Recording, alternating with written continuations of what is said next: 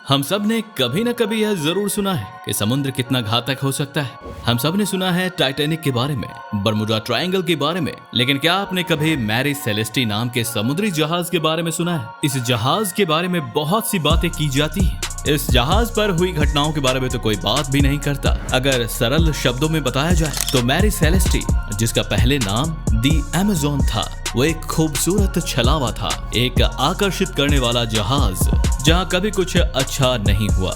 Hello दोस्तों, स्वागत है आपका ज्ञान का चिराग में, जहां हम लेकर आए हैं आपके लिए कुछ ऐसी कहानियां जिनके बारे में शायद ही आपने कभी सुना होगा। मैरी सेलेस्टी को जब बनाया जा रहा था तब इस शिप पे कुछ ठीक नहीं हो रहा था। जब मैरी सेलेस्टी को बनाया गया था, बस तभी से इस जहाज पर अजीब सी चीजें होने लगी थी। जैसे पूरे जहाज सही से बनने के बावजूद ये शुरू से ज्यादा पानी के लेवल में सेल नहीं कर पाती थी, जिसके कारण जिसने भी फिर जहाज को खरीदा उसे इसकी मरम्मत के लिए खूब पैसा लगाना पड़ा। और तो और मैरी सेलेस्टी के जो पहले कप्तान थे, जहाज पर आते ही उनकी तबीयत खराब हो गई थी, जिसका कारण किसी को समझ नहीं आया। और फिर कुछ दिनों बाद निमोनिया से जहाज पर ही उनकी मौत हो गई। कुछ लोगों का मानना है कि कप्तान की आत्मा फिर कभी उस जहाज को छोड़कर नहीं गई। इस हादसे के बाद कप्तान के कुछ क्रू मेंबर्स की भी जहाज पर ही मौत हो गई, जिसका कारण किसी को नहीं पता। इस हादसे के बाद से लोगों को पता था कि मैरी सेलेस्टी शायद श्रापित है, जिसके कारण इस जहाज के मालिक ने इसे बेचने का फैसला किया, जहां उन्हें लगा था कि इस जहाज को शायद कोई नहीं खरीदेगा। ये बात हैरान कर देने वाली थी कि बहुत लोग मैरी सेलेस्टी को खरीदना चाहते थे। कुछ लोग व्यापार के मुनाफे की वजह से और कुछ लोग इसकी बनावट के लिए। मैरी सेलेस्टी कभी एक व्यक्ति के पास ज्यादा समय तक नहीं रही। उसे कभी कोई खरीदता तो कभी कोई बेच देता। लेकिन मैरी सेलेस्टी का एक मालिक बेंजामिन ब्रिट्स के साथ, उनके परिवार के साथ जो हुआ ना, उसने सबके होश उड़ा दिए। बेंजामिन ब्रिट्स एक कप्तान थे जिन्होंने ये शिप ये सोचकर खरीदी थी कि इसकी मदद से उन्हें अपना काम करने में आसानी होगी और वो अपने परिवार के साथ भी समय बिता पाएंगे।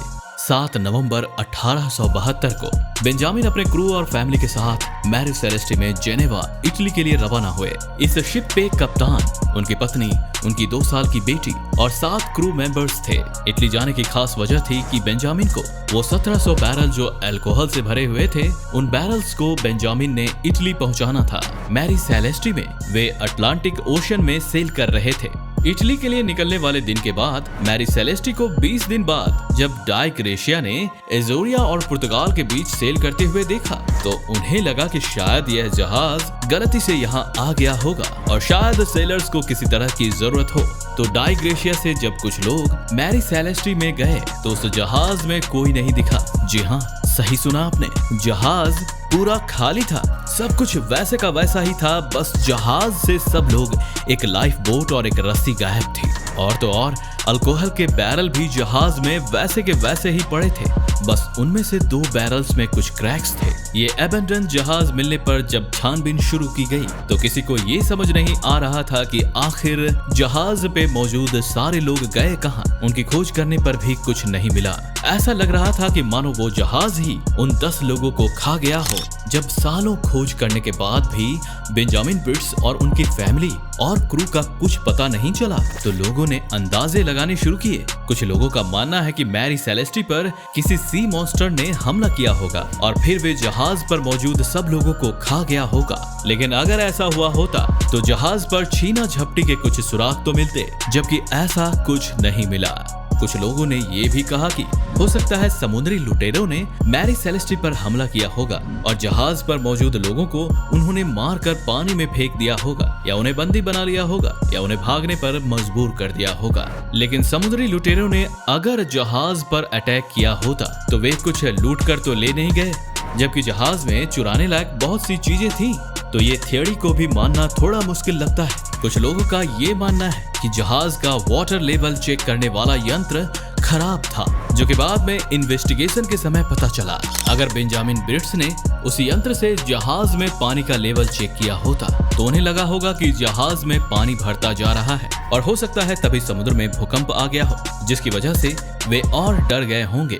तो अपनी जान बचाने के लिए उन्होंने लाइफ बोट का प्रयोग किया होगा कि किसी सुरक्षित जगह पहुंचने के लिए, और फिर समुद्र में ही कहीं खो गए होंगे। और ये भी कहा जाता है कि जहाज का नेविगेशन सिस्टम भी ठीक काम नहीं कर रहा था, जिसकी वजह से जहाज अपने रास्ते से बहुत मील दूर चला गया था। तो हो सकता है कि उस जगह से वापस आने के लिए कप्तान और उनके क्रू ने लाइफ बोट की मदद ली होगी और फिर समुद्र के शिकार बन गए होंगे। कोई नहीं जानता कि असल में क्या हुआ। क्या पता कप्तान और उनका पूरा क्रू किसी अबेंडन आइलैंड पर पहुंच गया हो जहां से वापस आने का कोई रास्ता ना हो। कुछ लोगों का तो ये भी मानना है कि हो सकता है कि ये कुछ और नहीं बल्कि सिर्फ इंश्योरेंस फ्रॉड हो, क्योंकि इस शिप की इंश्योरेंस वैल्यू शिप की वैल्यू से कई ज्यादा थी। और ये बात तब सामने आई जब 1885 में जहाज के मालिक ने उसे जानबूझ के डुबो दिया था, सिर्फ इस जहाज की इंश्योरेंस वैल्यू लेने के लिए। दोस्तों, आपको क्या लगता है, क्या राज हो सकता है जहाज पर से लोगों के गायब होने का? हमें कमेंट सेक्शन में जरूर बताएं। इस वीडियो को अंत तक देखने के लिए धन्यवाद। वीडियो को लाइक और शेयर करना न भूलें।